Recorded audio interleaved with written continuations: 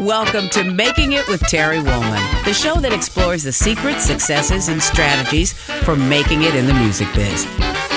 And now, here's your host, Terry Woolman. Welcome to Making It, presented to you by Fireside. I'm Terry Woolman, and my guest today is BLKBOK. I appreciate you joining us every week, and I'd like to share my intention that inspires this podcast.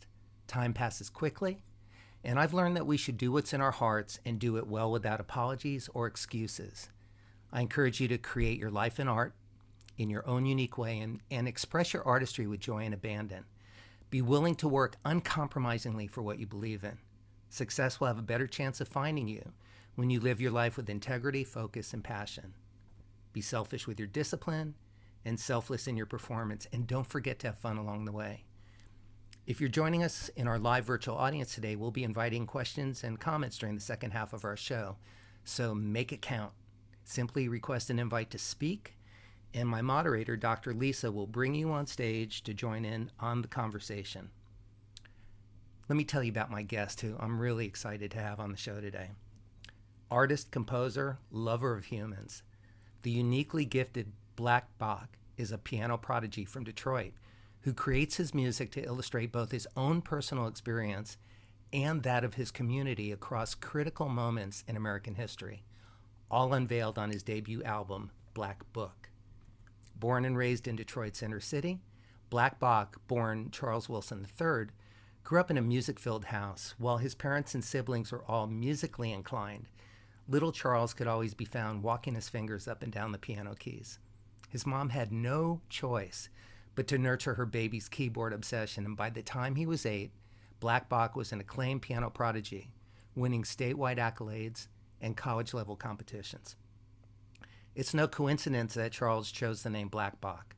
The name is a perfect reflection of everything that has contributed to this artist identity and symbolizes his remarkable journey from pop and hip-hop culture to his present-day neoclassical debut album. BLKBOK, welcome to Making It. Hey, Terry, thank you so much for having me. This is awesome, and I can't wait to get into it. So I want to start with a quote. And by the way, thank you for making the time to join us, because thank you for having me. You're so welcome. You are so very welcome. Full disclosure, we know each other. We're friends, but we haven't seen each other for a long time. Okay. And you have been kind of globe hopping recently to launch your new record. Yes. Congratulations on the release of it. We're going to be talking about the whole journey. Awesome. Yes. And a journey it has been. I'm sure.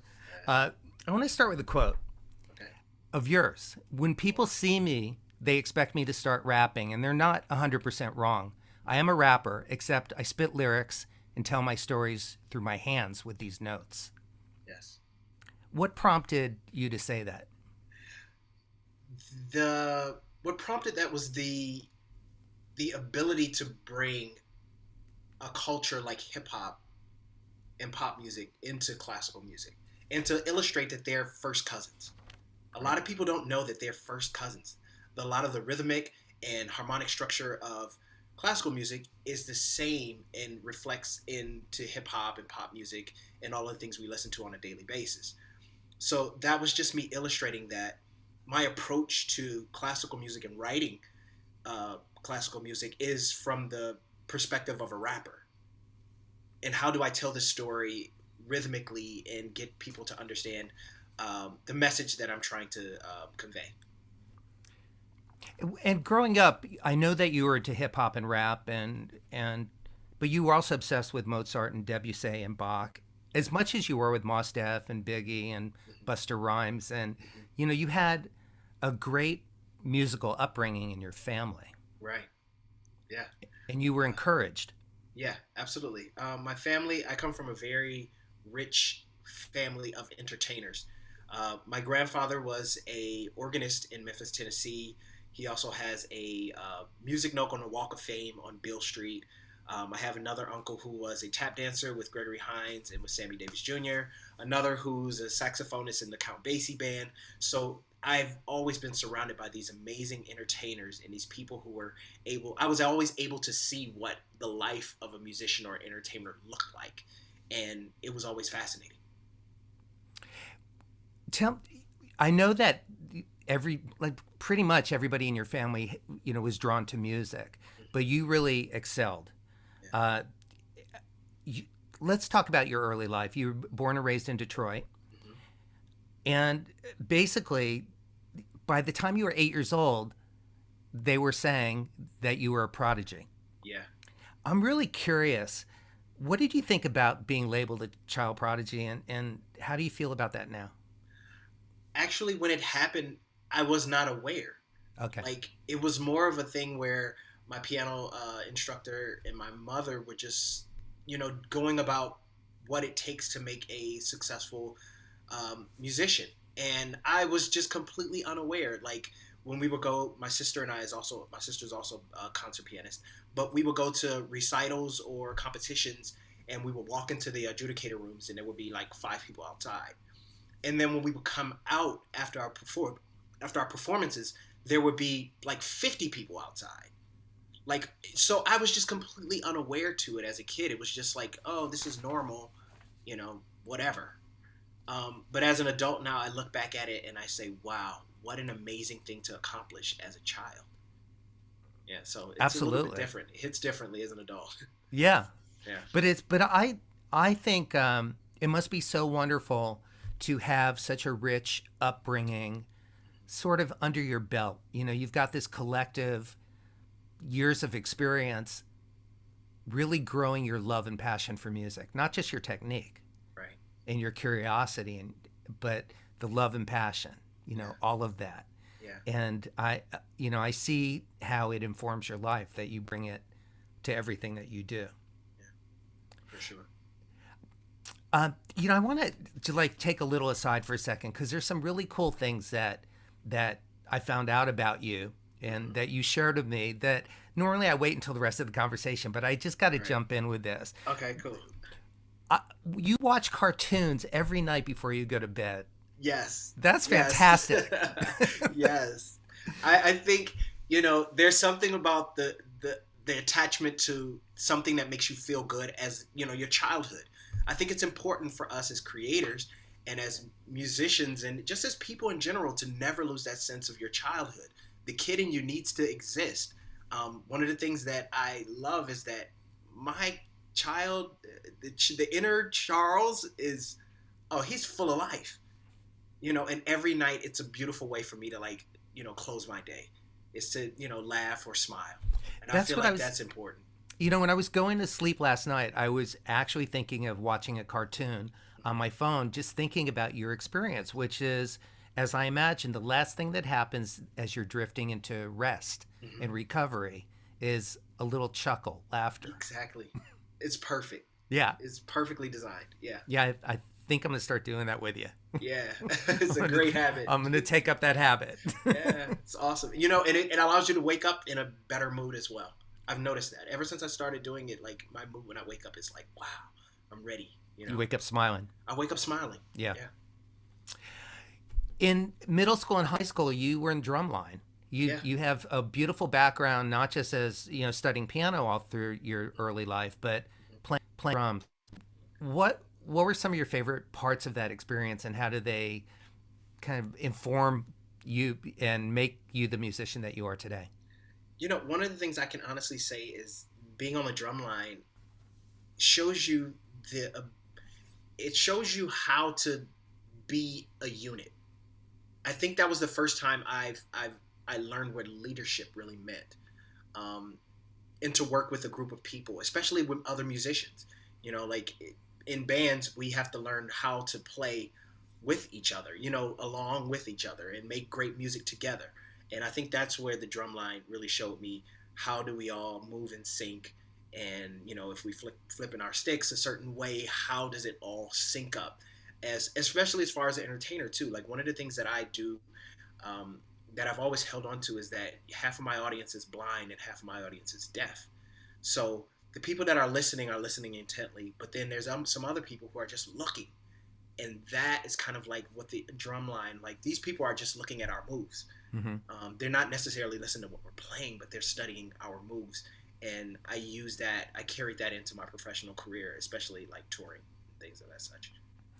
I was amazed years ago. I was playing in a club, and it was through a friend, but somebody came to speak to me after the show, and they were deaf, and they gave me my album LP, my first album, to sign, and I was astounded that not only had they went that they went out and bought my record, but they actually had a connection with it, and I asked about it, and she explained to me that she puts it on loud, takes her shoes off on a wooden floor, and she can feel all the rhythms and the pulse of the music, and she really enjoyed it. It would bring her joy. Like her experience of my music was totally rhythmically, but she knew my songs.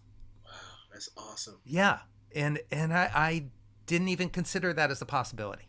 Yeah, the power of music. Yeah. In the vibration of it. Yeah. Rubik's Cube. So far, I've a couple of years ago, I got back into cubing, and one of the things that I'm doing now is trying to get my solve times faster. Mm-hmm. Right now, my fastest solve time is 1 minute and 19 seconds. Say that again. 1 minute and 19 seconds. Yeah, I can solve a Rubik's Cube in 1 minute and 19 seconds. That's great. Which is actually super slow. It's like grandpa speed. There are some cubers who can do it in 10 seconds, 20 seconds. But yeah, it's just a thing. It's a way to solve a puzzle. To me, it very much goes with being a composer and being a songwriter, of being able to put things together in a certain sequence to make something beautiful. And can you describe to me a little bit? I understand the experience, the process, the creative process of being a composer. I don't know the creative process of solving Rubik's Cube in a minute and change. Yeah. What does it feel like? Does your brain slow down? Because I know from martial arts, when you're really in it, time just sort of slows down and you see things in a different way. Is it similar to that? It's similar to that. You kind of know the process and you go through the steps. You know the process, you know the algorithm, you just kind of go through it step by step by step. And the algorithm can throw you for a loop, it can throw you a curveball sometimes. So you're just kind of, like you said, moving slowly, just kind of observing how it all kind of unfolds. And that's, how you improve the time is you can kind of anticipate where certain colors will be, certain shapes, certain positionings of certain colors. And it's not always the same route to get to the solution, correct? Right. The route sometimes changes. Okay. Yeah. That's fascinating to me. Yeah. Before we get back to the album, which I'm so excited to talk to you about, and I want people to know about your very rich and interesting history as a touring artist and producer and composer and engineer and all these things that you've done. But let's talk about health. Let's talk about mental, spiritual, and physical health, especially in this past year of COVID that our whole world has been experiencing. What's your take and philosophy and point of view on that? My take is, first, that everything starts with your spiritual health. I believe that before your body and your mind, is your spirit, and then your mind, and then your body. So in that order, that's how I personally got to a place of being very balanced and being very healed. One of the things I really did was I took the time to really find out more about myself in the past 2 years, especially during COVID. Like, I felt like we couldn't go outside, so everyone had to kind of look inside of themselves and see who they are and identify with themselves and deal with whatever it is they find inside. If it's all goodness, then great. If it's some problems, some hurt parts, some trauma, then that was a great time while the world was slow to really dive into that. And that's what I did. I went to therapy for a year, and good for therapy you. Has now turned into life coaching. Which has come as a surprise to you. Right. Not something you expected in your life that you would be doing is mentoring and coaching. No, not at all. And it's just been a blast to be able to share some of the insights that have been shared with me. And just just taking your spirituality seriously. I think that people kind of overlook it a lot, and I think it's the fine point of who we are and answering that question: who am I? A lot of Mm-hmm. people can't answer that question. I mean, the first time I answered it, my answer was, "Oh, I'm a musician. Oh, I'm a producer," and then no, that's what you do. Who are you? And being able to answer that question and know your purpose in life is powerful. And once you find that out, you almost become invincible. Hmm. It's amazing. Like, no one can tell me who I am because I know who I am. And it's just a great power with that. And that is something that definitely helped me in writing this album and creating this body of work. Mm-hmm.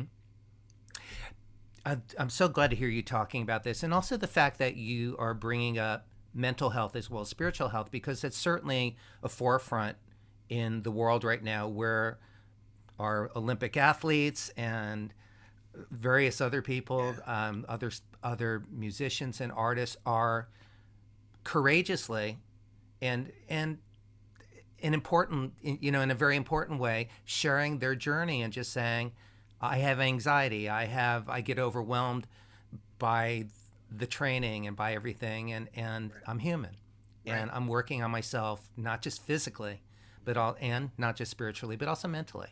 Right.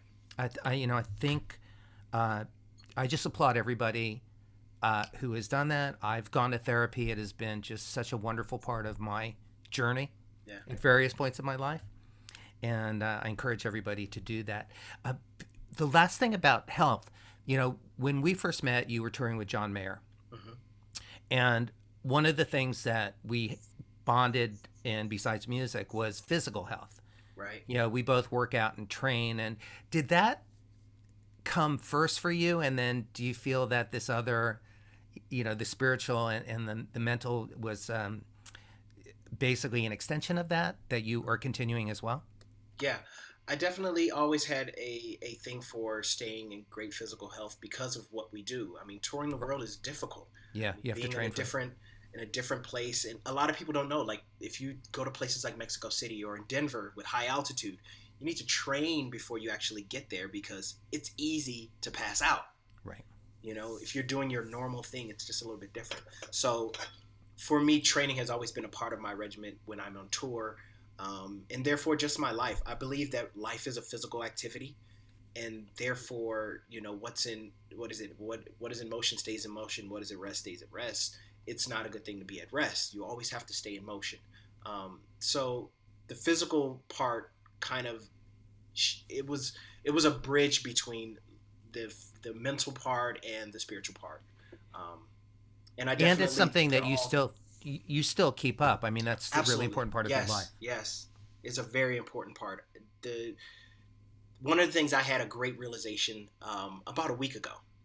I finally found out what the love of my life is, and the love of my life is my body. My body my spirit has been contained in this body, which has been serving me for so many years.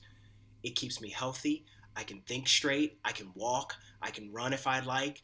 I can do all these things. So just having that self-love, it was just kind of me reaching another level of self-love, saying, I love myself, but I also love my body. Thank you, body, for being so great to me. So like I said, the physical things tie in very much with the spiritual and the emotional.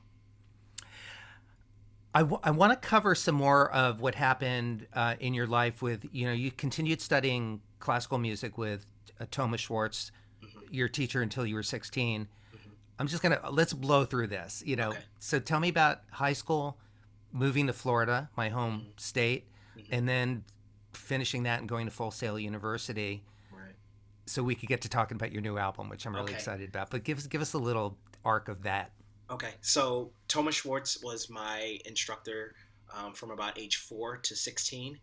And he was all classical music. Around 16 or so, I had this epiphany of like, I want to play jazz. And I started studying with some folks from Detroit, Marcus Belgrave, Teddy Harris, Harold McKinney, to just name a couple names.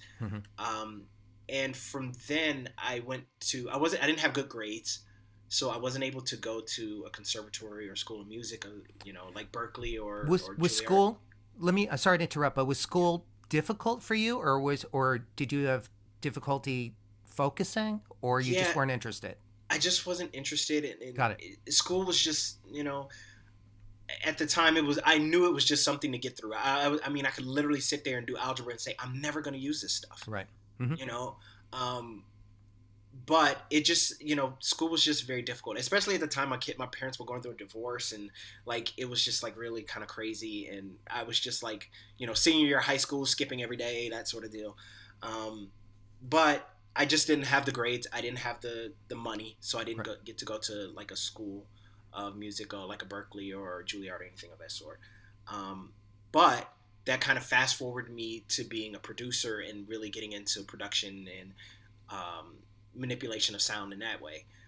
So I went to Full Sail, got a degree in engineering, and then maybe 6, 8 months, I think, maybe a year after Full Sail, I was on the road with Justin Timberlake. Right. It just kind of went from one thing to like this other level of, That's life. a relatively fast time in the scheme of things, Yeah. based on all of the people that I've interviewed. Yeah, it happened really fast. Uh, how did it happen? That's not really what the show is about, but I'm Yeah. curious. How Yeah. did you finish engineering school after studying composition and performing, Mhm. and then you're touring with Justin? Yeah. Basically, I lived in Orlando. I had met the musical director, Kevin Antunes, for NSYNC, Mhm. and we stayed in touch throughout the years. It just came to a thing where he just said, "You know what? Would you like to go on tour with Justin Timberlake?" I went and hung out with him, and we worked on some programming and stuff. And Mhm. next thing I know, I was on Jay Leno, Wow. and it just all started from that point. And it's been, it's been a roller coaster ride. Well, it kind of hasn't stopped, because then you were on the Justified tour. You ended up with the Backstreet Boys, Never Go on Yeah. tour. Yeah. Back with JT again for Future Sex Love Sounds, which I Yeah. loved. Yeah. And then through that, you ended up writing with Timbaland and worked with Rihanna, and which led to playing keys with Keys her with on Rihanna. tour. Yeah. And then that led to touring with John Mayer, which is when we had first met, Right. because my wife was singing with all of you Exactly. in the band. Exactly. Yeah. Uh, does it? Yeah, that's worth an Yeah. applause. Yeah, that's definitely worth an applause. I would imagine, although it all makes sense as to how each of those things happen, and how you have earned the position. Right. But everybody that I speak to, regardless of what their career is, they kind of marvel at their lives. I would imagine that you do as well. Yeah, I look at it and it looks like, at this point, I look back at it and go, wow, what an accomplishment. I didn't know that I could do that, Right. but it happened. And it's so funny when you get to a certain level and you're talking about your past, and you're kind of like, I don't want to name drop, but this is the real story. I mean, Right. I have to tell you the real story. So I look back at it, and sometimes it surprises me, and I'm just so thankful for that it all happened, and all the people that contributed to those moments in my life. I'm so thankful. The thing, I appreciate you saying that, and I resonate with that, Yeah. with you saying that, because I'm grateful for all of the experiences that we've all had. We work really hard for it, but that doesn't mean you always get it. Right. And you have gone through periods of not getting it as well. Yes, I have. As a matter of fact, I mean, let's talk about side hustle for a minute, and Okay.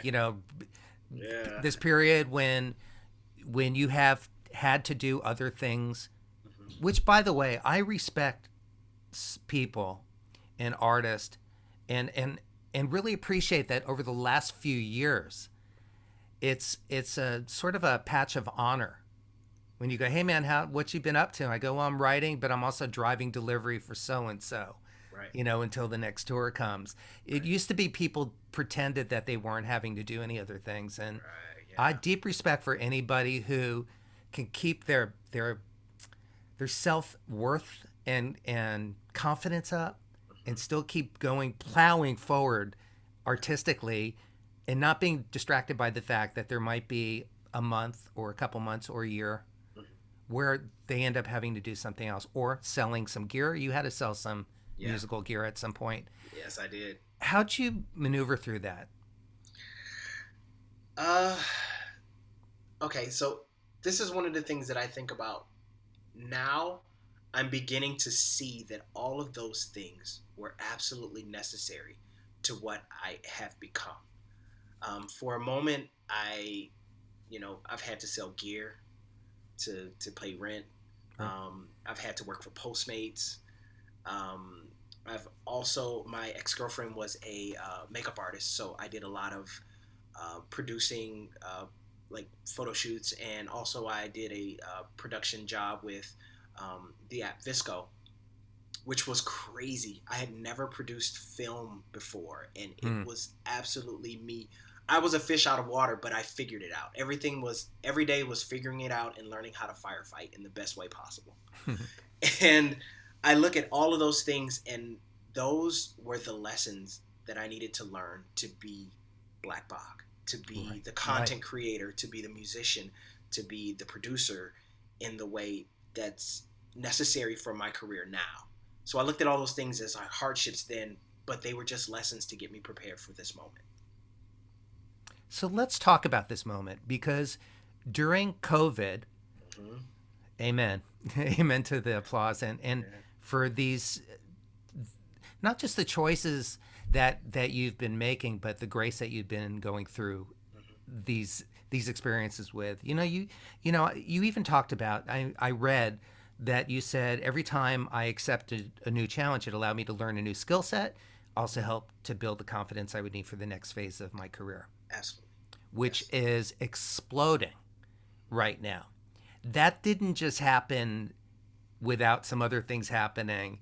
That you brought some new information into your life. So during COVID, what changed for you that turned you into mentoring and teaching other people, and also realizing that Black Bach it's time for Black Bach to really appear and live in your full glory? Yeah. During COVID, I was enrolled in a program called the Creatives Workshop, and it's hosted by marketing and this amazing man, Seth Godin. And it was a 100-day commitment to write, for me, a new album every day for 100 days. And that's where I learned a creative practice. That's why I learned accountability. That's why I learned accountability to an audience. For the first time in my life, I was writing music in public. And that's not one of the things we do as musicians. We write the album, we go to the studio, record it, and then we put it out and people get to hear it. Right. This was literally writing fragments of music every day and uploading them to this platform so people can hear them and give me feedback immediately. And I will honestly say it's been one of the most empowering things that has happened in my life, was being vulnerable enough to write in front of an audience. But from that, like I said, I learned accountability. And after the 100 days, which took me 121 days to finish the album in its entirety, I was called on to be a coach in the next round of the workshop. Completely unexpected. Completely unexpected. But I think that the coaches who trained me saw that I understood what they were teaching. Like, I got the lesson, and I was able at that point to inspire others and take that lesson, and now I can train someone else on what I have been through. So it was really, like I said, totally unexpected. I've never fashioned myself as an educator, and then all of a sudden I'm put into the hot seat. And I did 2 sessions as a coach, and I learned so much about how to witness, reflect, and invite people to find their own creative journey. And that was like the number one lesson, was how to reflect when people have issues or something, how to say, no, look at it through another lens, or let's reframe this. Currently, I'm working on the same thing with my sister, who's writing a book. So now I'm her accountability buddy, showing her the things that I learned in the Creatives Workshop. So it's beautiful to be able to share new information about how to find your creative voice and create a working creative practice. Can you give me an example? Are you comfortable giving me an example of something a way that you viewed yourself or your career as an artist, as a sideman, as a music director, all the various things that you do, that you shifted, to looking at it in a new way it cracked the universe wide open for you? Yeah. Well, one of the things that happened was my publisher at the time gave me a call and said, "Hey, I want you to do a solo piano album." And I had no idea what that meant. I mean, I literally said, "What the hell does that mean?" But the thing that's different is I was able to finally take the creative energy that I had and turn it inside and look inside of myself, inside of my personality, inside of my spirit, and say, what does Charles feel? What do you feel about these certain situations and circumstances? What do you feel about this particular relationship? How do you feel about the way this person is treating this other person? And for the first time, I was able to pull information from that place. Like everything else was about serving another person and it's serving their vision. And this was a matter of what is your vision and how are you serving your vision? It was completely different, and it was terrifying at first. And Isn't it? then it became this place of comfort. Like, wow, I can actually speak. The beauty of the Black Book album is that it has no words. I can tell you a story with no words now, and that to me is mind blowing. So, like I said, it's a different thing when it's yourself and you're looking at your own creativity, your own talent, your own abilities, your own story, and you're able to tell that story. Let's talk about this record. Yeah. Which I've been listening to for the past week and totally enjoying. Oh, that's awesome. It's a 12-track body of work, and it was you tell about the inspiration. Okay, it was inspired by the movie Green Book, which is the story of Dr. Don Shirley and his bravery in music. I mean, he chose to tour the Deep South at a time where Black classical musicians were not a welcome thing. And he just knew the power of the music. The music was more powerful than just the things that separate us. And this is me paying an homage to that movie and to his legacy and kind of picking up where he left off and saying, okay, this body of work is meant to be the connector, the bridge between people who may not, necessarily be traditional classical music fans and these who are. So bringing these two people into the same room and then beginning a conversation is what this album is all about. And I see you in what you're doing right now and listening to your music as a mirror of social change that's going on in our communities, in our country, and in the world. Yeah. Doing it through classical music and your own music, classically inspired music. Right. Let's talk about some of the song titles. Amelia's Ocean. Okay, great place to start. So this piece was written about maybe a little bit after halfway mark in the program. So I wrote the piece and I didn't have a title for it. And another fellow student, her name is Maria. Maria and her mother were, I guess, not communicating well. And one day she walks in, she's getting her coffee, and she's playing my dailies, the music that I posted the day before. And her mother says, Maria, this piano music is great. Who is this? She says, well, it's Charles. He's one of my fellow students. She says, okay, well, let's play it something for me tomorrow. And through music, these two individuals now had a moment in their morning where they would get coffee and sit there and listen to music and talk to each other. At a point where they were not communicating in a great way. So fast forward to me writing Amelia's Ocean, I had no title for it. I said, anybody who has any ideas, it sounds kind of like water to me. It reminds me of the times I spent in Santa Monica staring at the water. And Maria says, yeah, it sounds like an ocean. She says, and then from the other room, my mother just screamed, he should name after me. So I said, what is your mother's first name? She said, Amalia. I said, this piece is titled Amelia's Ocean. Done. What a gift. Yes. And for it to be the first song on the album is to set the intention that this music is meant to connect you in a way, with something that you're disconnected from. This is a way in. And not just a beautiful gift for her, but a really beautiful gift for you, Right. to open your heart and your process to a different way of collaborating than perhaps you might have before. Right. I know that you're really good at collaborating. You're a Yeah. really good leader. You're a really good follower. You know all the positions. And again, some of that goes back to drumline. Right. But what a fantastic way to kick this album off. Okay, George Floyd and the struggle for equality. Yes. A very, very, very emotional piece. Probably the hardest piece to write on the album. I had finished a 10-song album, which was what was required. And a couple days before I finished, we all witnessed the murder of George Floyd. And I had a conversation, and I had to go back in and write one more. I had to write one more because I needed my voice.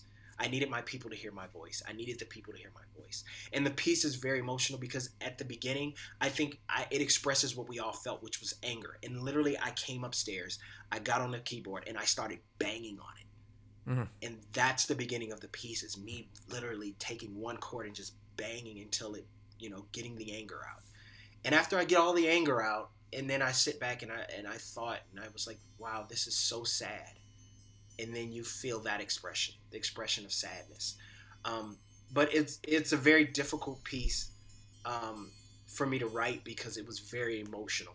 It was very, very emotional. And it took the longest. I think it took me about 14, 15, 20 days. I don't know, something like that. But it was the longest to write because it was so fresh, And as well as me writing these emotions, I was working through these emotions. Right. Yeah.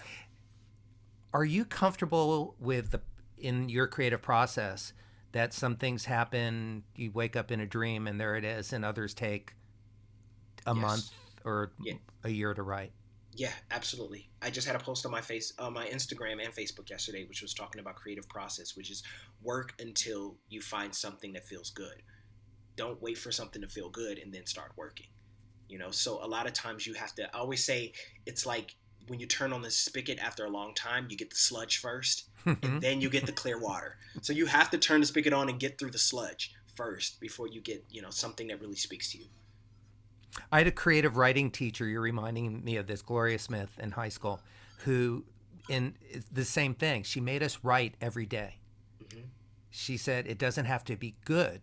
Right. You just need to write to open up get the muscle memory. So when something good is ready to come through, right, you're ready to, how to process it, how to let it move through you, and get to paper or to piano or to recording. Right. I love the sludge idea, as well. That's a great visual. Yeah.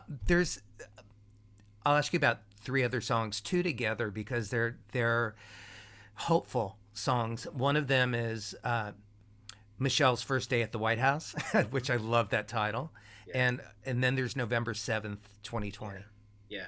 So Michelle's First Day is, I had a moment where I sat back and I just thought, what does it feel like to be the first African-American first lady and walking into the White House, which was built by slaves, and it's painted white, and now your family has to move in? Like, what does that feel like? There's so much history in this building. There's so many, and how do you adapt? How do you make it your own? And that's where this piece kind of came from. It's very visual. You'll hear in the beginning the cars pulling up to the White House, and you hear the doors opening. You hear her kind of walk in, and you hear what I call the Michelle melody. Mm-hmm. So you hear the Michelle melody as she's kind of walking around and observing things. There's a moment where there's a conversation, a very intense conversation between she and Mr. Barack Obama, and then you hear her delicately calm him down, and just the grace that she is, the graceful person that she is. You hear it throughout this piece, and the ending of the first day. Like, wow, we've done it. We're here now. So it's a really It's a beautiful piece. And it is, and it's a beautiful and remarkable piece of our history. Yeah, that absolutely. that we should all be so very proud of. Yeah, and November 7th was. I do not force political views upon anyone. Likewise. And one of the things that I did observe, even though November 7th was when we found out that Joe Biden would be our next president, to me, the real moment in that day was to see the people of the world out on the street dancing with each other and celebrating. I had never seen that before. Yeah. And I don't think we may never see that again in the history of, the world, like where this celebration was going on. And I had to write something that was a reflection of that. I had some ideas, and the piece just came together in a beautiful way. And what we did was, when I recorded it, we played some footage from CNN of that day, and it seemed like the soundtrack. If you play the footage and you listen to the song, it's like, wow, this is the soundtrack to what's going on right now. So yeah, it was a very, very interesting piece, and super fun to write, and it's super inspiring. We have some very interesting people in our audience right now, and we're starting to get a couple of requests. Okay. So I see that Chris just came on stage. So hi, Chris. Welcome to the show. And what would you like to ask?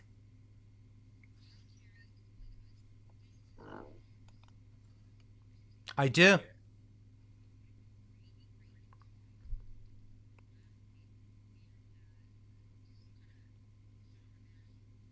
Oh, wow.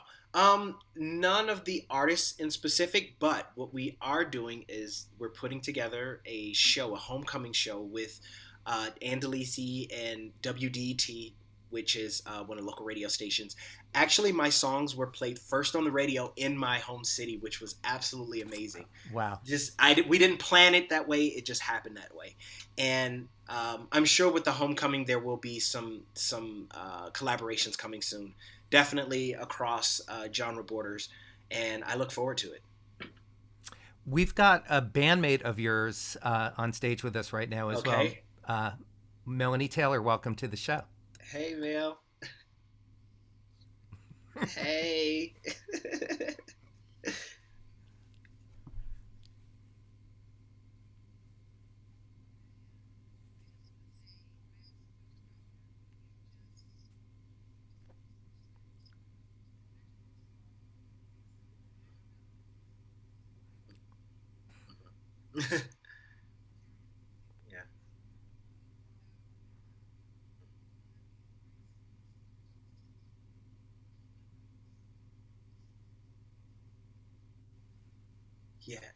Yeah, I do. One of the tips is balance. I always look for balance. And what I do is I have these tools. Like, I meditate, I smudge, I journal, I watch cartoons, I take walks. I have all of these tools that I use to keep myself balanced and to keep myself focused. I also read. I also constantly I'm a student of I want to know so many things. Like, I'm always reading something or audiobooking something, or talking to my mentors, or getting another piece of advice. I would say that those things are essential to keeping up with what your creative practice. Every day, one of those things that I've learned is every day. The value of doing something every day, even if it's 15 minutes. If you do something every day, you're able to push the line forward. And if you're always able to push the line forward, some days, for instance, last night, I was writing, and I thought I was going to spend 15 minutes writing, and I got the first idea, and I stepped away. And then the second idea came, and I went back to writing and spent another 45 minutes. And then I stepped away and said, okay, I'm done for the night. And then the third idea popped up, and I hopped out of bed, and I spent another hour. So if you just dedicate it to that first 15 minutes, you'll find that so much stuff will happen. I mean, there were times, I will admit, in the workshop where that 15 minutes, I would post what I wrote in those 15 minutes, and I would put 25 poop emojis across the screen and say, nah, today wasn't it. But to be able to clear that out, to be able to get past that moment, is what is essential to keeping up with your creative practice. Beautifully said. I see we have Stephanie on stage, another fellow podcaster and good friend. Stephanie, welcome to the show.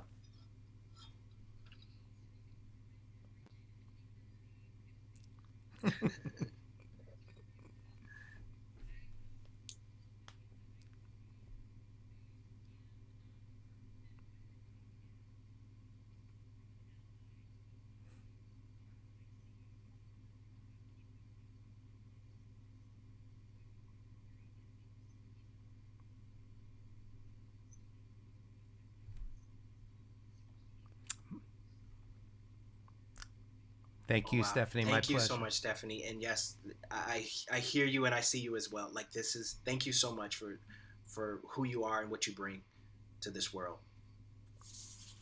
Yeah, and also, I mean, Stephanie, it's people like you and like us that you joining the Lincoln Project, all the beautiful work that you've done to join everybody in this country. Um, I'm just so deeply appreciative of you and using your podcast and your voice and your platform to also have these kind of conversations. It's so important. So thanks again to you. Uh, and Charlie, it's really great that you get to hear some of this feedback from Yeah. like-minded, like-spirited, hearted Yes. listeners. It gives me life. I love it. I'm sure because uh, we know that a lot of what we do, Lisa, as well, because as well as uh, everything that you do, being a life coach and everything, you also are an actor, and the work as an artist is often in isolation, and we don't get real time verbal feedback, and it's really a beautiful part of this format that it part of the reason that I moved my podcast to Fireside to have moments like we're having today.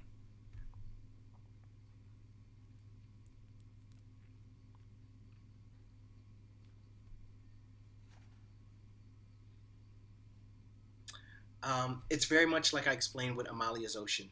I knew there were people that were listening to what I was doing, and I was accountable. Like, I knew that every morning, Maria and Mama Cannon need their music to have their morning conversation with coffee. Mm-hmm. And just that thought alone was enough for me. I mean, there were literally times I'd be in the bed and I'd be like, no, I didn't write. Roll out of bed and get back behind the piano and write something because they need morning music.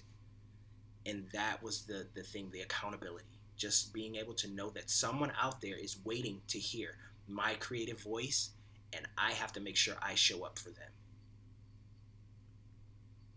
Yeah,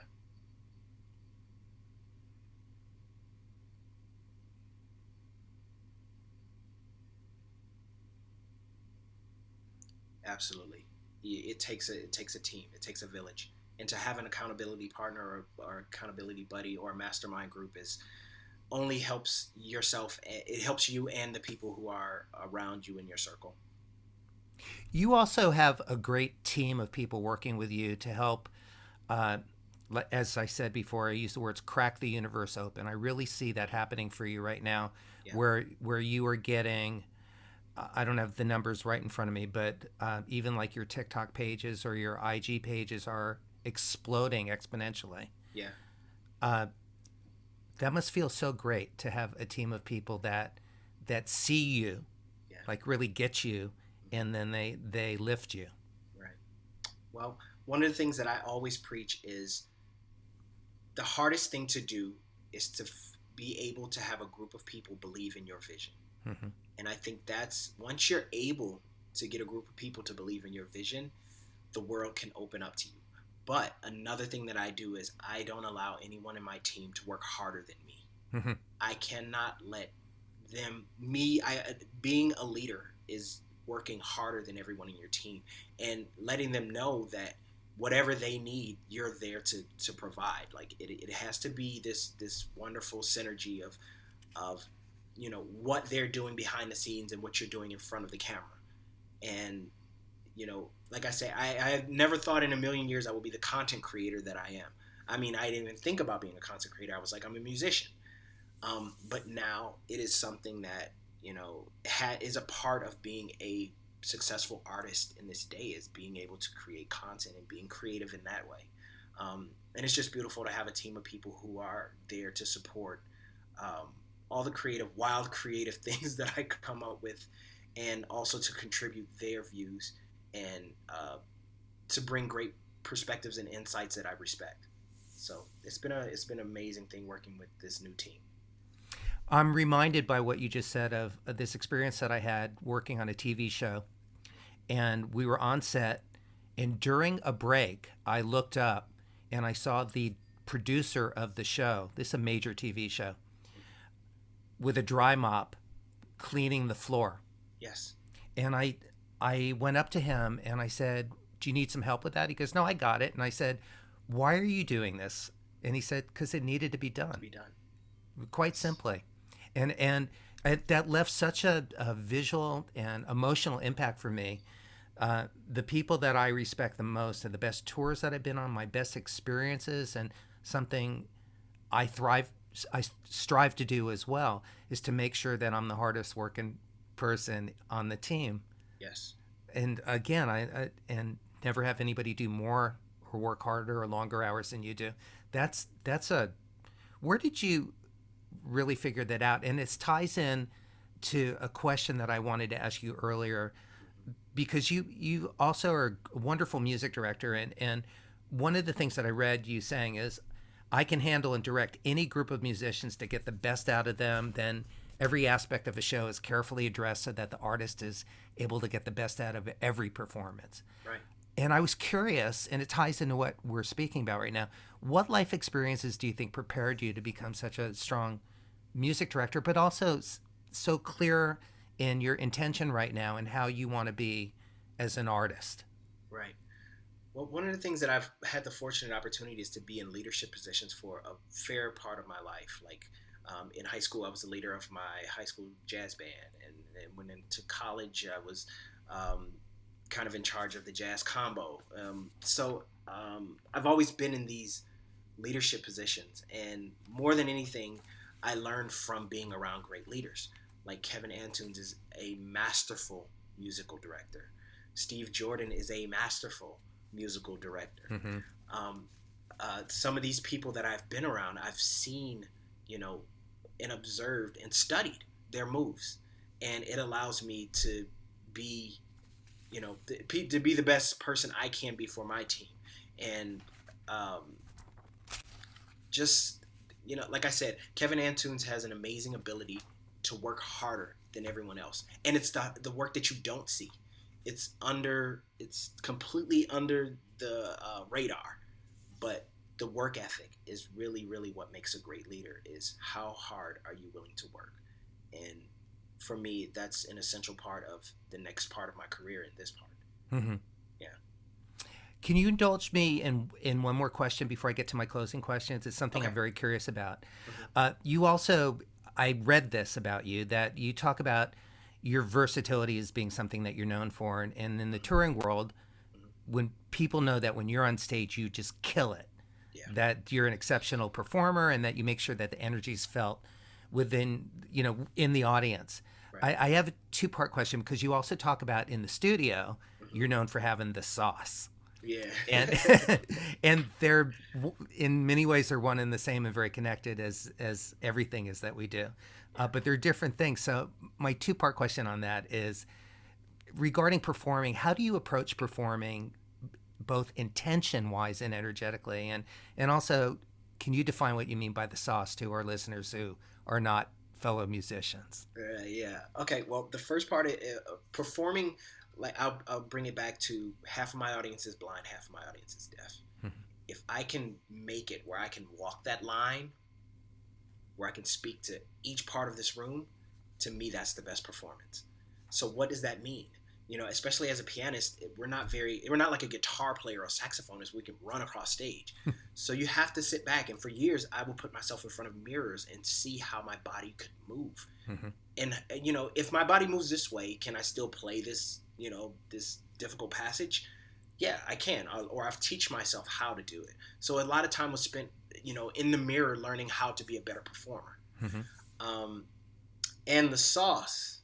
The sauce is basically your personal identity. Like when you come into the studio, people hire you, or when you're on tour, people hire you because of your personal identity, what you bring to the table, to the equation. And to me, it's always been, let me bring my true authentic self. And when you're bringing your authentic self in a very honest way, that's the sauce, because they're looking for something that's specific and something that only you can do. So when you're living in that and you're being very honest in your authentic self, that's when everything works in the studio and people are like, yeah, you brought the sauce. Mm-hmm. Yeah. Yes, sir. Yeah.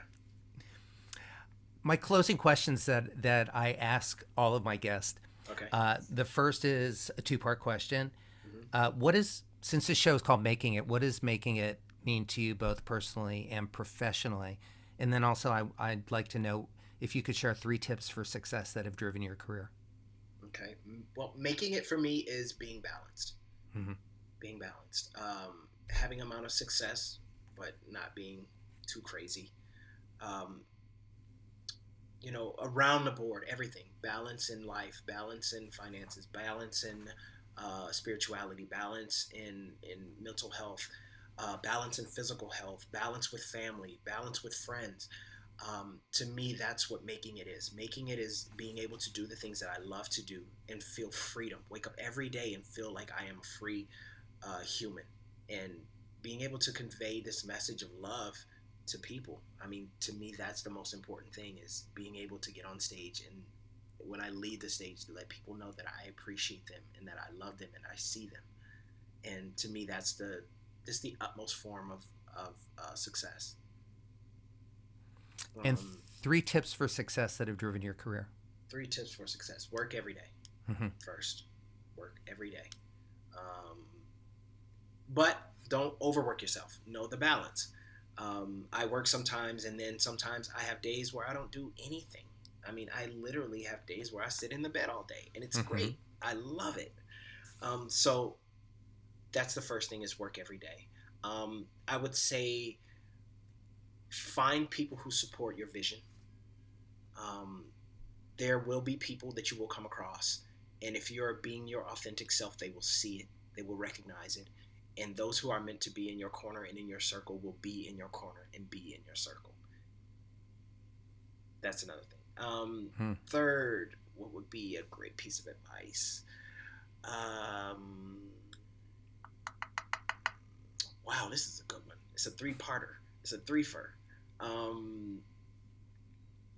I would say, discover. Be curious. Creativity is curiosity. It's generosity. Be curious. Test the edges. Test the corners of everything that you're creating. Do things that you haven't done before. Very similar. There's a piece on the album called The King's New Drip.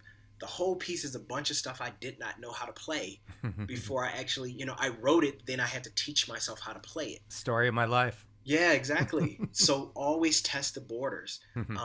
Try things that you've never tried before.